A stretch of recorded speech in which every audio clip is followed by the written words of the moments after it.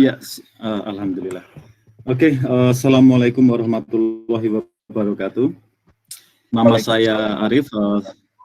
Saya sangat senang ya antusiasme teman-teman, ada 90 orang lebih tadi saya lihat. Saya pertama masuk jam 10-an itu baru 30 atau 40 gitu. Jadi terima kasih dan salut untuk organizer yang menyelenggarakan acara ini ya. Baik, saya kuliahnya di Yliopisto. Yliopisto ini kata Finland untuk university. Jadi Yliopisto ini lokasinya di daerah Espoo. Jadi mirip-mirip kayak UI lah. UI itu di Depok dan Depok itu dekat Jakarta. Jadi Espoo itu hanya sekitar setengah jam dari Helsinki. Jadi bisa dibilang di daerah ibu kota juga. Terus sedikit salam kenal ya. Ini biodata saya, sama kayak Mbak Linda, saya alumni Institut Teknologi. Kalau Mbak Linda cabang Surabaya, saya cabang Bandung. Magister saya juga dari Institut Teknologi Bandung. Pengalaman kerja sudah disebutkan tadi, dan sekarang saya PhD candidate di Aalto University. Supervisor saya ini namanya Ibu Marie Lundstrom, ini masih muda, masih sekitar 40 sekian lah, masih muda. Fokus penelitian saya itu, saya tadi kan bekerja di Antam ya, jadi sudah pasti saya berkecimpung di dunia tambang dan lain sebagainya. Saya di non-ferrous hidrometalurgi, jadi non-ferrous itu adalah bukan besi, ferrous itu besi ya, jadi non-ferrous itu ngurusin yang bukan besi. Hidrometalurgi itu adalah pengolahan logam. Selain itu saya juga ada beberapa research di corrosion, di korosi atau perkaratan logam. Ada proses modeling. Saya di sini sebagian di lab, sebagian kerja di laptop untuk modeling. Yang lain lagi adalah lithium ion battery recycling. Jadi lithium ion battery ini topik yang lagi hangat di Eropa, apalagi di Eropa Utara. Jadi di Norway itu orang kalau beli mobil listrik kan dikasih dana sama pemerintah, bebas pajak dan lain sebagainya. Di Finland juga hype semangat ke mobil listrik itu sangat tinggi, dan universitas saya khususnya profesor saya ini leading di Eropa untuk lithium ion battery. Sebentar saya kasih pointer dulu. Dan terakhir adalah ionic liquid. Ionic liquid ini adalah sebuah larutan baru, tidak menggunakan air, dan ionic liquid ini di sini digunakan untuk mensintesis synthetic cotton. Jadi proyeknya adalah membuat pakaian dari kayu, bukan dari kapas atau katun, karena kalau kalau kapas atau katun itu lebih boros air. Jadi di Finland ini sudah ada gerakan untuk membuat katun sintetis yang lebih hemat air. Ini beberapa publikasi saya, sebagian besar di hidrometalurgi, jurnal Elsevier, karena saya juga di hidrometalurgi sebagaimana saya bilang informasikan tadi. Jadi saat ini total publikasi saya itu sudah ada 10 atau 13 lupa saya. 10 paper sama 3 conference kalau nggak salah. Ini beberapa saya contohkan di sini. Ini adalah tentang lithium ion battery recycling. Saya dengan researcher dari China. Terus ini rata-rata saya sebagai penulis pertama ya. Jadi penulis pertama itu adalah definisinya 60% in charge di risetnya. Ini, dan penulis terakhir ini adalah supervisor saya, yaitu Marie Lundstrom tadi. Oke, saya lanjut. Tadi Mbak Linda sudah berbicara banyak tentang kehidupan di Finlandia, jadi saya akan fokus untuk pendidikan doktornya. Jadi apa sih pendidikan doktornya? Otomatis saya hanya bisa sharing apa yang saya alami, yaitu di Aalto University. Mari kita lihat. Ada 4 topik sebenarnya yang saya pengen bicarakan, dan saya pengen ini singkat saja. Yaitu satu, apa sebenarnya S3 itu di Finlandia. Dan kedua adalah bagaimana cara mendapatkan admission atau letter of acceptance dari universitasnya. Ketiga adalah menjalani S3, dan keempat adalah sisi lain dari S3. Jadi apa sih S3 di Finlandia itu? S3 di Finlandia itu bukan studi seperti yang apa teman-teman bayangkan ya, masuk kelas, dengerin dosen, terus kemudian ikut ujian dan dapat nilai. Jadi S3 di Finlandia itu adalah pekerjaan, sebuah pekerjaan sebagai peneliti di sebuah institusi dan difasilitasi oleh universitas atau lembaga pendidikan tinggi. Jadi teman-teman bisa menjadi peneliti langsung di universitasnya atau di institusi, misalkan sebuah perusahaan. Tapi yang tetap yang mempunyai hak untuk menerbitkan diploma S3 itu adalah lembaga pendidikan tinggi atau universitas. Jadi ada semacam keringanan, fleksibilitas, teman-teman bisa full time di universitas, ataupun Mbak Linda misalkan kalau pengen S3 juga di dunia kerjanya itu bisa dibikin publikasi dan kemudian mendapatkan rights atau hak untuk diploma S3 itu bisa sekali. Tapi diploma tetap dikeluarkan oleh universitas. Pekerjaan seorang mahasiswa S3 itu apa sih? Kan tadi S3 saya bilang adalah pekerjaan. Pekerjaan pertama adalah meneliti. S3 itu pekerjaan pertama adalah meneliti, bukan kuliah. Jadi meneliti, terus kemudian mempublikasikan hasil penelitian, terus mencari dana penelitian, ini pentingnya, mencari dana penelitian. Jadi kalau teman-teman misalkan keterima S3 di Finlandia, itu jangan dibayangkan kalau diterima S3 di Finlandia itu berarti akan selesai S3-nya di Finlandia. Jadi diterima itu hanya memperoleh hak untuk memulai S3. Selama menjalani S3, itu yang paling penting adalah dana penelitian atau funding. Dan dana penelitian ini bisa didapatkan melalui scholarship, melalui grant, ataupun proyek dengan industri-industri. Dan terakhir adalah mengajar.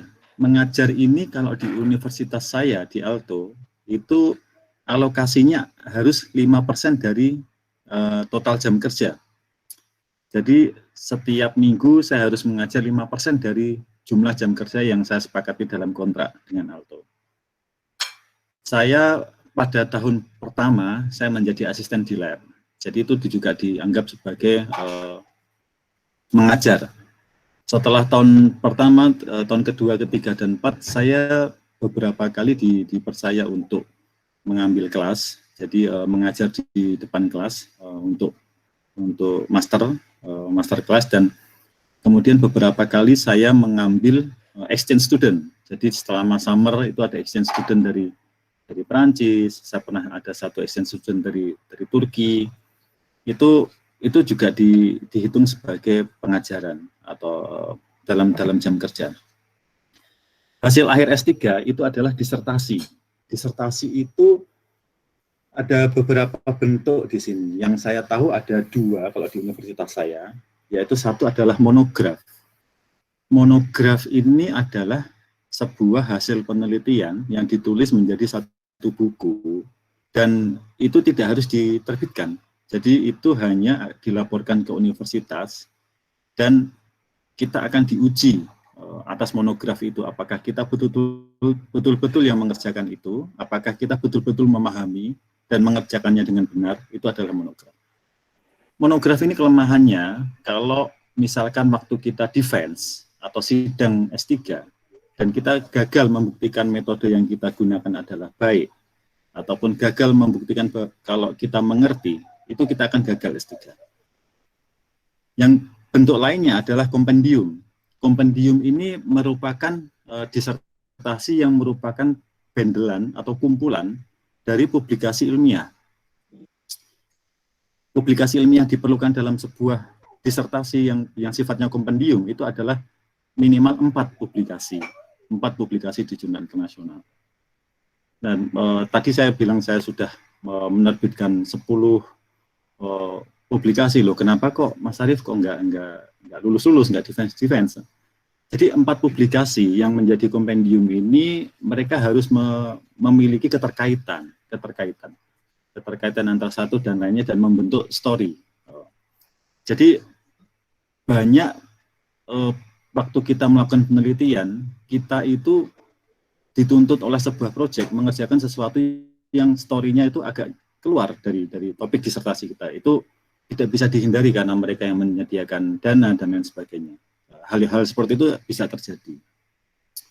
Terus selain publikasi apa sih? S3 ini bisa juga rekan-rekan melahirkan paten, karena sifatnya adalah meneliti sesuatu yang baru. Hak keuntungan paten di Alto itu dibagi menjadi 3, yaitu adalah autor atau kita sendiri itu 40%, departemen tempat kita bekerja 40%, dan universitas 20%. Kalau autor sama departemen ini dapat bagian, saya pikir masuk akal ya, maksudnya kita yang kerja, terus departemen ini profesor kita ya bantu-bantu. Ini kenapa ke universitas dapat 20%? Kalau di Alto, semua biaya pengurusan paten dari lawyer, dari pengacara sampai ke apa namanya itu, kalau di ini saya lupa istilahnya, hukumnya itu akan di-cover oleh universitas. Dan itulah kenapa universitas berhak 20%. Ada beberapa paten di Alto itu yang dibeli oleh perusahaan itu sampai 1 juta euro atau sampai lebih, karena mempunyai nilai ekonomi. Itu kita bisa dapat 40% dari transaksi paten itu. Terus sebagaimana sebuah pekerjaan, selama S3 ini sebenarnya meskipun jaraknya pendek ya, hanya 4 tahun, 5 tahun, itu sebenarnya ada sebuah mini karir, ada sebuah jenjang karir yang mini, yang sangat kecil di situ. Itu ditentukan oleh performance, dalam artian berapa banyak publikasi dan masa kerja. Jadi kalau rekan-rekan sudah memulai S3 di sini, gaji tahun kedua itu akan berbeda dengan gaji tahun pertama. Ada penyesuaian di situ karena masa kerja. Atau kalau dalam tahun pertama teman-teman bisa publish artikel 2, 3 artikel, itu tahun kedua beda lagi, lebih besar lagi. Jadi seperti itu karir-karirnya. Cuma S3 ini adalah sebuah pekerjaan yang kalau kita bagus sekali mengerjakannya, kita akan segera kehilangan pekerjaan itu. Karena S3 ini kalau kita cepat mengerjakannya, ya otomatis akan cepat selesai. Dan range penghasilan seorang mahasiswa S3 di Finland ya, di Alto ya, itu dari 2.300 euro waktu awal memulai. Jadi awal memulai teman-teman fresh dari Indonesia jebret ke sini itu gajinya 2.300 euro. Terus untuk top salary S3-nya itu adalah 3.100 euro per bulan. Jadi seperti itu. Itu gross ya, belum dipotong pajak, belum dipotong iuran sosial dan lain sebagainya. Selain dari gaji, itu ada banyak peluang untuk mendapatkan penghasilan tambahan, yaitu bisa didapat dari grant atau scholarship. Misalkan teman-teman, oh saya ada conference di Jerman ini, saya mau mengajukan grant untuk conference itu. Biaya conference, flight ticket, dan hotelnya mungkin sampai 3.000. Tapi teman-teman bisa dapat grant sampai 5.000, katakanlah seperti itu. 2.000-nya itu seperti kayak pocket money, kayak uang saku selama conference itu. Jadi semakin banyak conference, semakin banyak publikasi, itu akan semakin banyak benefit yang bisa didapatkan. Itu salah satu untuk memotivasi orang untuk perform ketika S3 ini. Terus next, bagaimana cara mendapatkan admission? Itu gampang, syaratnya cuma satu. Itu sudah selesai menempuh S2. Udah itu aja. Kalau sudah selesai S2, ya sudah, daftar S3. Wah, Mas Arief gimana TOEFL dan lain sebagainya. Saya ada beberapa pengalaman ya, menarik ya. Saya punya rekan yang dari Cina itu, yang Chao Peng. Itu waktu datang ke sini, S3-nya, bahasa Inggrisnya nggak gitu bagus. Tidak begitu bagus. Karena saudara-saudari kita dari Jepang atau Cina itu kan memang dialek mereka yang kuat, jadi mereka susah untuk belajar bahasa Inggris ya. Itu profesor saya, it's okay, kamu ambil aja kursus bahasa Inggris selama kuliah. Terus ya sudah, dia ngambil kursus bahasa Inggris selama kuliah, dan akhirnya dia sekarang ini dia sudah lulus dan sudah kembali ke Cina. Itu bahasa Inggrisnya udah lumayan bisa dimengerti. Ketika defense itu dia udah lancar. Terus yang kedua adalah ini yang sangat penting sebenarnya, sudah lulus master itu kan sudah keniscayaan ya, kalau mau S3 ya S2-nya selesai dulu dong. Yang kedua adalah proposal penelitian. Jadi mendapatkan topik penelitian ataupun proposal itu penting. Dan itu teman-teman tulis sebelum mendaftar ke sini, mendaftar S3. Jadi mau meneliti apa itu ditulis dulu. Proposal ini bisa menjadi hanya persyaratan administrasi, tapi juga bisa menjadi real thing yang akan teman-teman kerjakan di sini.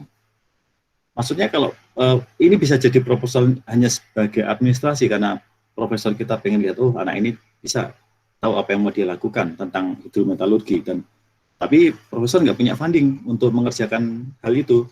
Akhirnya bisa saja teman-teman dioper ke proyek lain yang sedang aktif di grup riset dia dan menggunakan dana yang dari proyek itu untuk sebuah topik baru, tapi masih ada keterkaitan dengan keahlian rekan-rekan yang dituangkan dalam proposal itu. Yang ketiga adalah memenuhi syarat bahasa. Ini tidak terlalu strict ya. Saya pikir saya dulu datang ke sini awal-awal LPDP. Saya masih ingat betul tes syarat bahasa Inggris di LPDP itu jauh lebih tinggi daripada syarat bahasa Inggris di auto. Jadi nggak usah takut masalah bahasa. Tapi ya tetap harus berusaha ya. Opsional ini adalah memiliki funding. Karena tadi S3 itu seperti kayak kayak surat selamat datang gitu. Diterima S3 itu kayak selamat datang ke Finland. Mengenai kelanjutan S3 kan teman-teman harus berusaha funding itu tiap tahun aplikasi funding. Kalau teman-teman punya funding di awal yang mengcover sekian tahun seperti LPDP mengcover selama 4 tahun, itu sangat membantu. Tidak terlalu deg-degan setiap tahun harus waduh tahun depan siapa yang gaji saya, itu akan berkurang di situ. Jadi memiliki funding ini penting, tapi saya tulis di situ opsional. Terus yang terakhir adalah application period. Ini penting, application period itu setahun ada 2 kali, yaitu kalau di auto bulan Maret sama bulan September.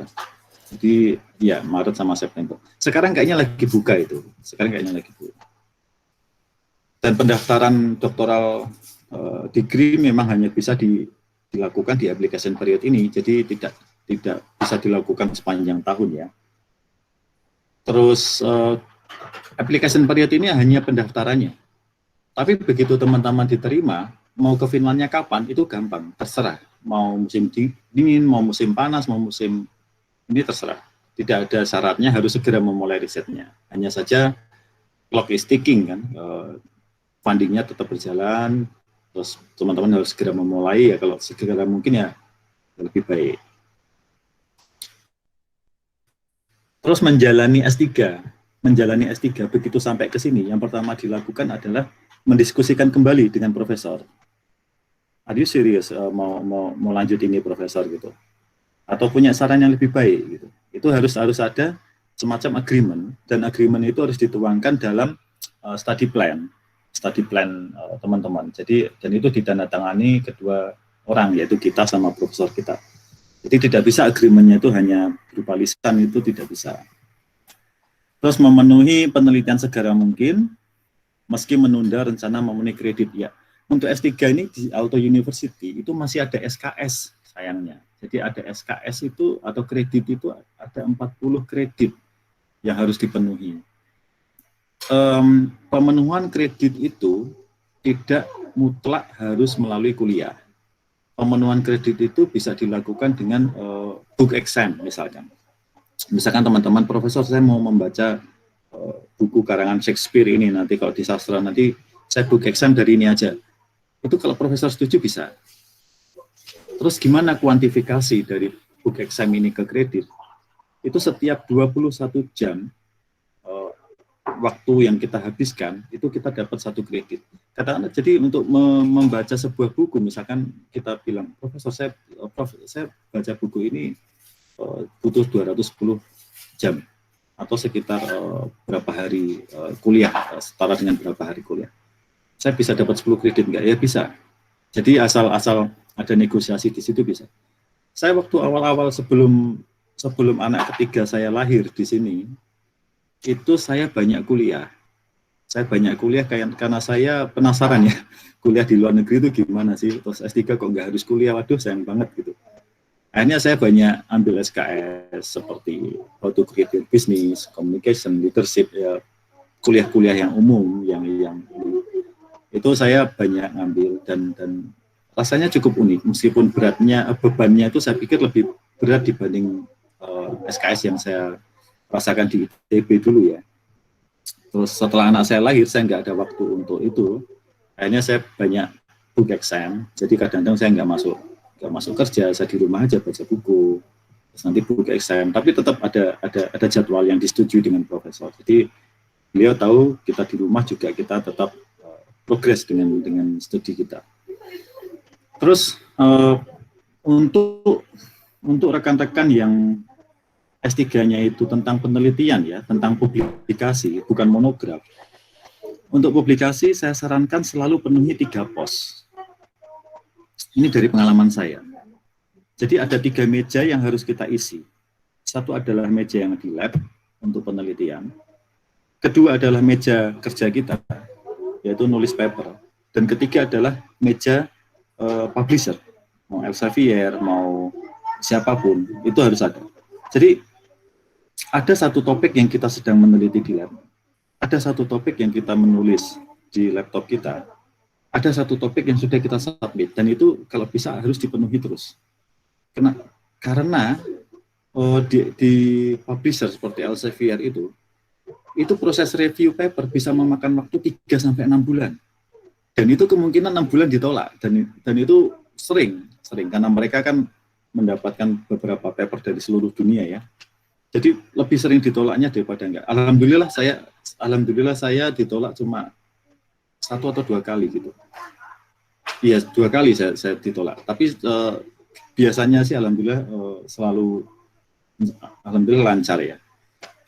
Terus terakhir adalah untuk penelitian, teman-teman aktif membaca dan mengikuti publikasi terkait topik penelitian. Kenapa? Jangan sampai teman-teman bekerja percuma. Artinya teman-teman misalkan meneliti tentang sawit sebagai biofuel, ternyata topiknya sudah dikerjakan di Austria atau di mana gitu. Nah kalau teman-teman mensubmit paper hasil penelitiannya telat, mereka lebih submit duluan, ya sudah sia-sia pekerjaannya. Jadi aktif membaca, aktif mengikuti, ini sampai mana sih progres topik ini sampai mana gitu. Dan selalu berusaha mengambil tidak harus topik baru terhadap hal itu ya, tapi juga angle yang baru, sudut pandang yang baru, topiknya sama, cara ngerjainnya sama, tapi sudut pandangnya yang beda itu juga menarik untuk jadi paper. Artinya kita tuh sebagai peneliti kan kita melengkapi puzzle pemahaman kita akan fenomena yang ada di alam ini ya. Jadi selama kita sudut pandangnya menarik dan menyajikan sesuatu yang segar, yang belum diketahui oleh society, itu akan selalu menarik untuk publikasi. Sisi lain S3 ini cukup menarik. S3 ini kalau istilah bahasa Inggrisnya blood, sweat, and tears lah. Darah, keringat, dan air mata itu menjadi satu untuk S3 ini. Yang pertama adalah adaptasi. Untuk orang yang menerima S2-nya dari luar Finland, itu kayak saya, itu adaptasinya tetap menjadi suatu persoalan tersendiri ya. Ini tadi Mbak Linda sudah singgung, ikutlah grup-grup, ikutlah komunitas. Itu sangat penting. Di Finland ini masalah cuaca itu sangat merepotkan. Meskipun asik ya, setiap season itu ada warna tersendiri, tapi sangat merepotkan secara hormonal karena ketika misalkan gelap dan pohon-pohon meranggas di autumn itu kita akan depresi. Apalagi bulan November untuk seorang S3 itu adalah bulan kematian, bulan gelap. Jadi November itu biasanya kita berkutat dengan pertanggungjawaban penelitian karena Desember ini fundingnya selesai dan kita akan nyari funding baru. Terus kita selama ini kita ngerjain apa ya, kayaknya kok nggak ngerjain apa, nggak dapat apa-apa, padahal udah puyeng gini kepala gitu. Jadi November itu tuntutan banyak, kita apa, dan cuaca tidak sangat membantu. November itu gelap dan pohon-pohon meranggas. Jadi dengan adanya komunitas, hal yang lain selain penelitian yang kita kerjakan, ikut klub catur atau klub panahan, itu sangat membantu untuk refreshing. Begitu kita menghadapi report itu lagi, atau progres untuk studi, kita, oh aku bisa nulis ini kok, bisa nulis ini. Kalau pikiran kita masih fokus ke penelitian, pagi, siang, sore, itu susah sekali untuk maju. Susah sekali untuk maju. Suatu waktu harus kita lupakan untuk mencari hobi yang lain. Yang kedua adalah authorship konflik. Ini masalah yang paling sering. Dan saya ingin sharing kalau peneliti S3 itu adalah makhluk yang paling egois. Karena penelitian ini mengajarkan kita untuk apa ya? Untuk berlomba-lomba. Jadi kadang-kadang saya harus jadi penulis pertama. Terus teman saya, enggak, kan gue ngerjain ini. Harus dijelaskan, di state di awal, di riset, ini riset plan-nya, kamu ngerjain ini, gue ngerjain ini, terus nanti yang pertama, kedua, ketiga, itu harus diputuskan di awal. Sebelum paper itu bahkan diketik, itu harus diputuskan, untuk menghindari authorship conflict. Terus ketiga adalah funding continuation. Funding continuation ini sangat penting. Jadi di Alto itu, begitu kita diterima S3, batas waktu kita sebelum kita kena DO, dari universitas itu adalah 700 tahun. Itu saya nggak mengerti kenapa, itu sepertinya kayak error di sistemnya. Jadi studi right saya itu 700 tahun. Studi right itu nggak berarti apa-apa, selama tidak ada fundingnya. Karena siapa yang gaji kita, siapa yang ngeluarin biaya untuk peralatan dan lain sebagainya. Jadi funding continuation ini yang sangat memusingkan ya. Dan kalau rekan-rekan punya scholarship atau dapat grant seperti LPDP 4 tahun atau pas ke sini kok ternyata dapat project dari Academy of Finland katakanlah 3 tahun, itu sangat melegakan sekali. Sangat melegakan sekali.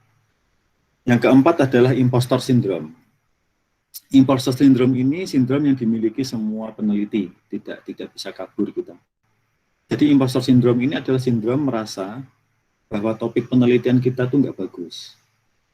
Dan selalu merasa gue pengen ganti topik, itu ada impostor syndrome itu, dan semua teman-teman saya di lab itu mengalami itu, meskipun mereka mengerjakan sesuatu tentang karbon nanotube, tentang macam-macam yang sangat futuristik, itu impostor syndrome itu selalu ada. Terus yang kelima itu S3 menawarkan mengenal dunia, banyak conference di Jepang, di Kanada, di Jerman. Saya selama S3 ini udah ke Jerman, ada saya pernah jadi konsultan untuk PHP di Australia, saya pernah macam-macam lah. Jadi kadang-kadang ada company yang melirik paper kita, terus kemudian papermu mungkin bisa menyelesaikan masalah di proses kita, gimana kalau kamu undang kita ke sini. Itu sering. Saya ke Norway itu sudah 3 kali mengunjungi company yang berbeda. Terus ke Jerman udah 2 kali. Macam-macam. Di company di Finland sendiri sangat banyak yang kadang-kadang mengundang kita untuk proyek baru gitu. Keenam adalah flexibility. S3 ini sangat fleksibel, tidak harus kuliah, tidak harus ngapa-ngapain. Yang penting kita bisa mempertanggungjawabkan gaji kita. Jadi mau sebulan nggak masuk juga nggak apa-apa, mau 5 bulan nggak masuk pun nggak apa-apa. Teman saya ada yang masuk jam 2 ngopi-ngopi, terus kemudian jam 3 pulang, itu juga nggak apa-apa. As long as ada progres, dan progres itu terkuantifikasi ya, baik paper ataupun result, hasil penelitian yang kita diskusikan dengan profesor kita, apakah ini layak untuk paper atau hanya layak untuk dibuang tempat sampah, itu paling nggak ada results, ada progress. Terus terakhir adalah pemahaman proses secara fundamental. Jadi S3 ini menawarkan kita untuk memahami topik kita secara menyeluruh. Artinya teman-teman begitu terima di S3, saya di Material Science di Alto, peralatan di sini canggih sekali. Dan saya itu punya akses untuk menggunakan semua itu. Terus bahan kimia dan lain sebagainya, analisa kimia itu semuanya ada dan semua akses disediain. Akses saya terhadap jurnal-jurnal ilmiah juga ada. Jadi penghalang teman-teman ketika di studi di Finland untuk S3 itu adalah rasa malas teman-teman sendiri atau diri kita sendiri sebenarnya menghalangi. Kalau kita mau mengeksplor topik kita secara menyeluruh itu tidak ada batas. Kita bisa nyoba di lab, bisa minta ini, beliin itu bisa. Dan itu ada teman yang pernah exchange ke South Africa. Dan dia setelah pulang dari South Africa dia bilang, oh Finland ini luar biasa. Di South Africa tuh semuanya terbatas. Di Finland ini gua mau jungkir balik di lab juga enggak apa-apa. Mau minta ini, mau minta itu juga enggak apa-apa. Jadi itu yang kadang-kadang kita take it for granted ya. Kita di sini mendapatkan kebebasan itu, tapi mungkin tidak bisa kita manfaatkan dengan baik. Itu saya informasikan lebih dahulu, jadi teman-teman bisa siap. Tadi saya lihat tadi di chat ada yang mau datang ke Finland juga. Terus sedikit saya tadi melihat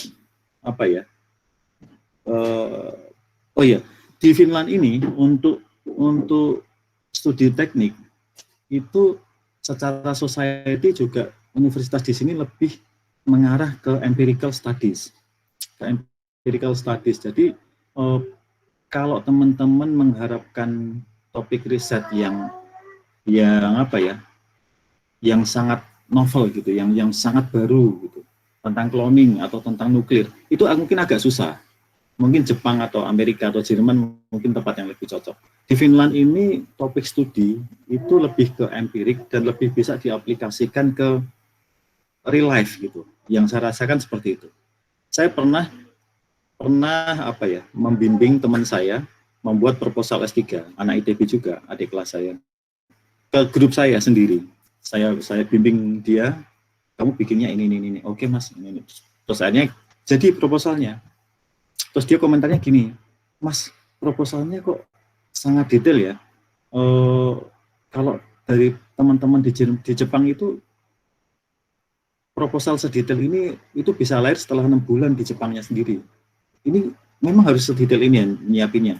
Saya bilang iya, kalau di Finland. Nah cuma setelah dia jadi proposalnya dikirim ke profesor saya cuma bilang, terus ini mau buat apa? Dia mau bikin, mau buat nano deposition of copper atau apa gitu, lupa saya. Dia bilang, profesor saya bilang, ya kalau aku bisa bikin nano copper itu terus buat apa? Siapa yang mau funding ini, Arif? Oh gitu ya, enggak bisa. Suruh temanmu ganti topik. Tapi teman saya tetap insist dengan topiknya, dan sekarang akhirnya dia keterima di Stuttgart, di Jerman. Saya juga udah bilang, kalau untuk topik yang murni riset kayak gini ini, kamu ke Jepang, Jerman, atau Amerika saja. Kalau di sini lebih ke applied opportunity-nya, lebih ke empirical study-nya. Tapi itu memang culture di sini sih. Culture di sini, orang di sini dinamis, setiap tahun selalu ada yang baru saja, setiap tahun ada yang baru, perbaikan dan lain sebagainya. Ya, mungkin itu saja dari saya. Silahkan kalau teman-teman ada yang mau ditanyakan. Ya, terima kasih Mas Mas Arif Tirto. Terima kasih Mas, sangat menarik sekali. Jadi memang ya ada beberapa pertanyaan Mas. Salah satunya mungkin yang akan berangkat ke Finlandia. Dia ini adalah Mas Muhammad Rosihan, dan kebetulan diterima di S3 di Tampere University, dan rencananya akan membawa istri dan juga 2 anaknya, 5 dan 2 tahun lah usianya. Pertanyaan beliau yang pertama, ya Mas, kebetulan untuk S3 disebut sebagai researchers, bukan student, dan apakah ada aturan dari imigrasi terkait biaya hidup bulanan? Untuk case-nya Mas Muhammad Rosihan, apakah istri dihitung sebagai spouse atau researchers? Dan yang kedua, apakah benar studi plan di program S3 supervisor, apakah report progress disertasinya 6 bulan, jadi 2 kali dalam setahun atau 3 bulanan? 4 kali dalam setahun. Itu pertanyaan yang pertama Mas dari Muhammad Rosihan. Ya, saya langsung jawab ya. Pertama saja pertanyaan yang kedua dulu tentang proposal ya. Tentang proposal, sorry ini saya sharing screen lagi. Saya lupa tadi sudah saya attach di sini. Ini saya di slide saya ada file dari Google Drive saya yang saya share untuk publik. Nanti teman-teman bisa akses. Ya, saya kasih lihat sebentar, sneak peek dulu. Nah, ini adalah research plan yang saya buat dulu sebelum saya ke sini. Jadi, ini gimana cara besarinnya ya? Saya kok nggak ngerti ya. Nah, pokoknya inilah. Jadi research plan ini sangat sangat pemula lah. Saya waktu itu nggak ngerti Finland, nggak ngerti apa-apa. Saya cuma ini berdasarkan pengalaman saya di PT Antam, bla bla bla. Ada problem statement di introduction, terus di work plan saya ada saya bagi menjadi subpart. Karena saya tahu harus minimal 4 paper di sini dari websitenya Alto. Jadi saya work plan-nya ada part 1, part 2, part 3, part 4 dan sampai part 5. Terus kemudian saya bikin time schedule-nya. Bagaimana saya bisa memenuhi 5 topik itu dalam 4 tahun. Saya bilang saya janjinya year 1, first half-nya, second half, first half, second half. Jadi seperti ini. Akurasinya hanya dalam akurasi semester, tidak saya bikin per bulan, saya ini enggak terlalu rigid itu. Jadi satu semester saya pertama ini. Ini ada kursus 40 kredit ini. Saya janji 40 kredit ini akan saya selesaikan selama 2 tahun awal. Realitanya sudah saya selesaikan 1,5 tahunan lah, karena saya banyak yang buku. Setelah anak saya lahir itu saya banyak book exam. Terus research work-nya ini part 1, pertama saya nerbitin poster dan lain sebagainya karena lebih gampang dan itu. Karena saya bisa bikin proposal seperti ini, saya bilang ke profesor saya, ini apa? Saya berpijak pada referensi seperti ini. Jadi waktu itu saya niat ke sini bulan Maret 2014 dan saya kesininya Maret 2015, jadi hampir 1 tahun. Pas Maret 2014 itu saya kontak sama teman saya yang di Curtin University di Australia. Kalau saya nemuin paper yang bagus, tolong downloadin. Karena di Indonesia akses ke paper itu agak susah. Jadi proses pembuatan proposal sendiri, ini standar saya ya, karena saya mungkin waktu itu masih bekerja di Antam, jadi totally bukan dunia riset. Tapi kalau teman-teman ada yang bekerja sebagai dosen atau peneliti di LIPI atau apa, mungkin karena dunia sehari-hari jadi tidak memerlukan waktu setahun untuk membuat untuk mendapatkan S3-nya.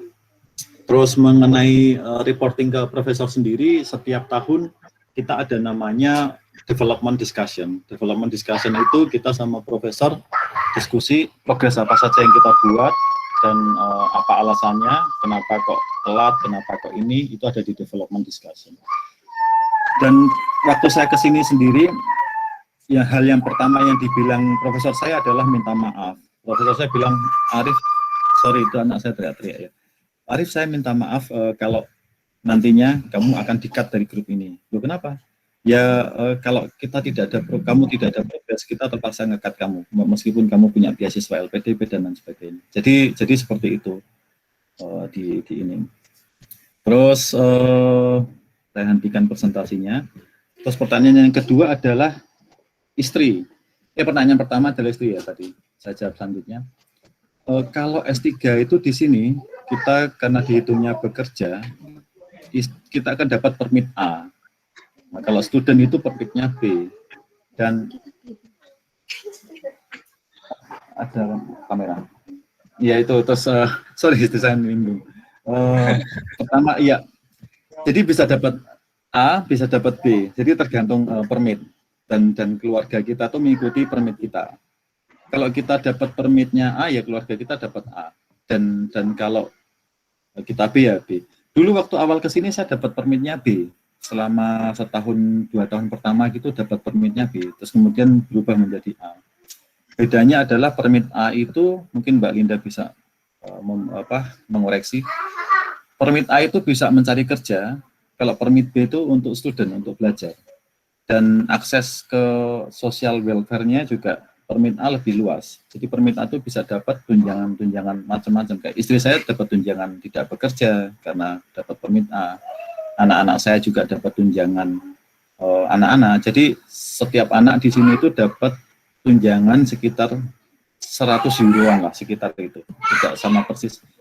Jadi kalau teman-teman punya anak 2, itu berarti teman-teman akan dapat 200 euro tunjangan sebulan. Itu dari sosial di sini. Terus untuk tunjangan tidak bekerja, kalau teman-teman bawa istri, terus istri tidak bekerja, tapi permitnya sudah A, itu istri bisa dapat sekitar 600 sampai 650 euro sebulan. Jadi sekitar 11 jutaan ya kalau ini ya. Jadi seperti itu.